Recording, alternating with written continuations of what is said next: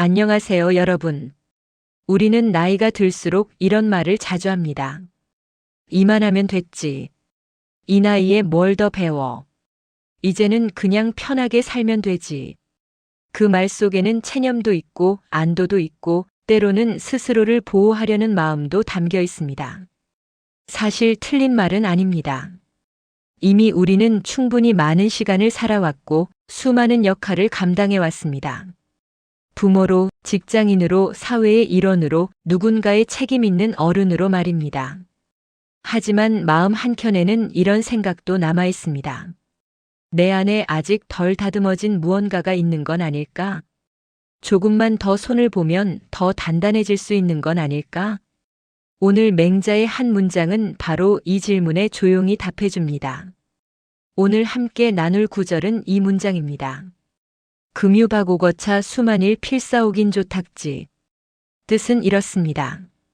여기에 박옥이 하나 있다면 비록 만냥의 가치가 있다 하더라도 반드시 옥을 다루는 장인을 불러 다듬고 조각하게 할 것이다.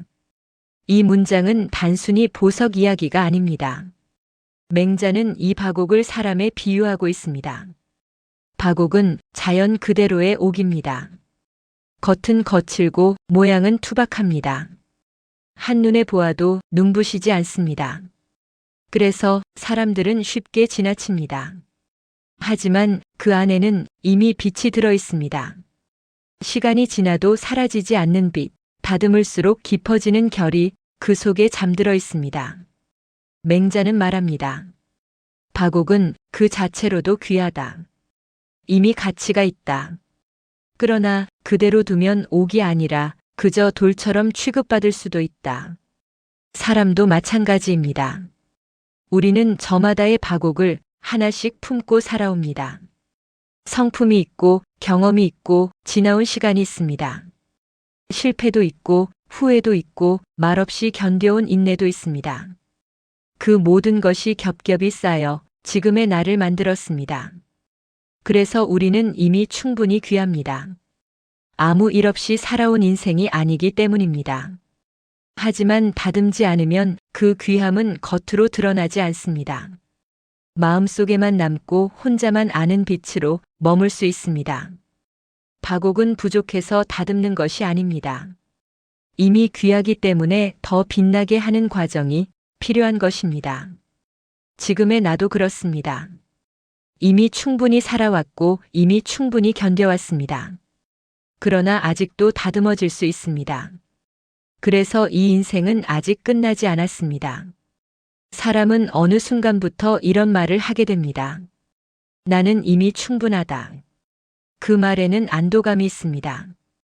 이만하면 잘 살았다는 자기 위로도 담겨 있습니다. 그 말 자체가 틀린 것은 아닙니다. 이미 우리는 많은 시간을 살아왔고 많은 책임을 감당해 왔기 때문입니다. 하지만 같은 말이라도 마음의 방향에 따라 의미는 달라집니다. 나는 이미 충분하다. 이 말이 자존에서 나온 것이라면 괜찮습니다. 그러나 성장을 멈추겠다는 신호가 된다면 그때부터 삶은 조용히 굳어가기 시작합니다. 반면 이런 말이 있습니다. 나는 아직 잘하고 있다. 이 말에는 조급함이 없습니다. 다만 열려있음이 있습니다. 오늘보다 조금 더 나아질 수 있다는 여백이 있습니다.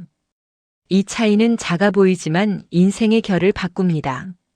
이미 충분하다는 말은 지금에 머물게 하고 아직 잘하고 있다는 말은 내일을 향하게 합니다. 박옥도 그렇습니다. 이미 귀하지만 다듬어질 수 있다는 사실을 잊지 않을 때 빛을 냅니다. 사람도 마찬가지입니다. 나이와 상관없이 지금 이 순간에도 우리는 조금 더 부드러워질 수 있고 조금 더 단단해질 수 있습니다. 그래서 진짜 충분한 사람은 이렇게 말합니다. 나는 충분하다. 그래서 나는 아직 잘하고 있다. 어느 60대 남성의 이야기입니다. 30년 넘게 한 직장에서 일했고 퇴직 후에는 아무런 계획도 세우지 않았습니다. 이제는 쉴 때가 됐다. 그 말은 처음엔 달콤했습니다. 하지만 1년쯤 지나자 하루가 너무 길어졌고 사소한 일에도 짜증이 늘었습니다. 그러다 우연히 동네 문화센터에서 글쓰기 수업을 듣게 됐습니다. 처음엔 이렇게 생각했답니다. 이 나이에 뭘 써? 그런데 글을 쓰다 보니 자기 안에 쌓여있던 이야기들이 하나둘 밖으로 나오기 시작했습니다. 그분은 이렇게 말했습니다. 내가 돌인 줄 알았는데 알고 보니 바곡이었더군요. 맹자의 문장에는 놓치기 쉬운 중요한 대목이 하나 있습니다. 바로 이 말입니다. 반드시 옥을 다루는 장인을 불러 다듬게 한다. 바곡이 귀하다는 사실을 모르는 것이 아닙니다. 그 가치를 의심하는 것도 아닙니다. 그런데도 맹자는 말합니다. 혼자 두지 말라고. 사람은 자기 자신을 가장 잘 아는 것 같지만 사실은 가장 잘 속이는 존재이기 때문입니다. 자기에게는 관대하고 변명에는 익숙합니다. 그래서 스스로를 다듬을 때 중요한 각은 남기고 편한 부분만 깎아내기 쉽습니다. 맹자가 말한 전문장인은 완벽한 사람이 아닙니다. 다만 결을 읽을 줄 아는 사람입니다. 어디를 깎아야 하고 어디를 남겨야 하는지 아는 눈을 가진 존재입니다. 인생에서도 마찬가지입니다. 혼자만의 생각은 위로는 될 수 있어도 변화까지 이끌어내기는 어렵습니다. 그래서 배움이 필요하고 사람이 필요합니다.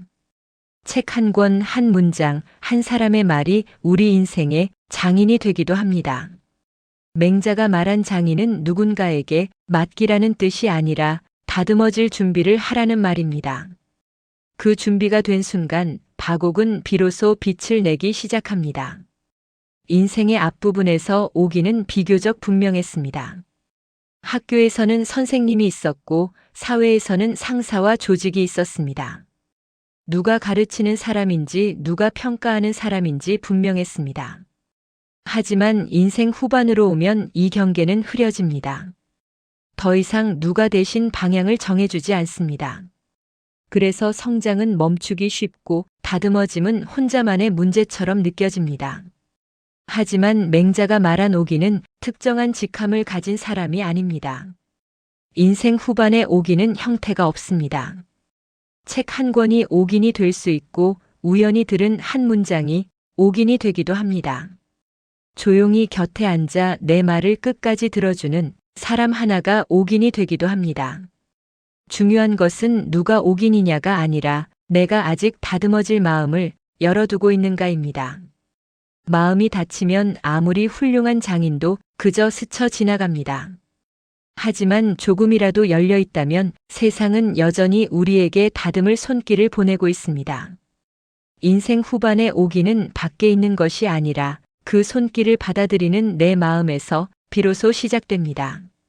한 여성의 이야기입니다. 늘 주변 사람들과 갈등이 많았습니다. 왜 나만 손해를 보지? 사람들이 너무 이기적이야. 그러다 어느 날 한 강연에서 이런 말을 들었습니다. 사람은 바꾸는 대상이 아니라 이해하는 대상입니다. 그 말이 마음에 남았습니다. 그 후로 그분은 상대의 말을 한 번 더 듣기 시작했고 말하기 전 잠시 멈추는 연습을 했습니다. 사람들이 달라진 게 아니라 자기 결이 달라진 것이었습니다. 이것이 바로 다듬어진 바곡의 변화입니다. 많은 사람들이 다듬는다는 말을 들으면 먼저 이렇게 생각합니다. 버리는 것, 깎아내리는 것, 자기를 줄이는 일이라고. 그래서 다듬는 일을 괜히 불편하게 느낍니다. 하지만 맹자가 말한 다듬음은 그런 의미가 아닙니다. 다듬는다는 것은 없애는 일이 아니라 드러내는 일입니다. 바곡을 다듬는 장인은 아무데나 칼을 대지 않습니다.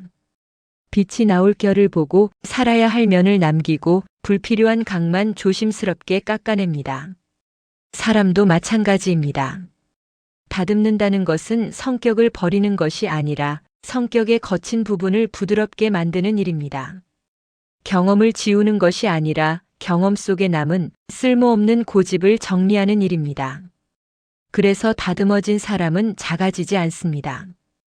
오히려 더 또렷해집니다. 말은 줄어들어도 무게는 늘어나고 드러내지 않아도 존재감이 생깁니다. 진짜 다듬음은 자기를 부정하는 것이 아니라 자기를 제대로 쓰는 방법을 배워가는 과정입니다.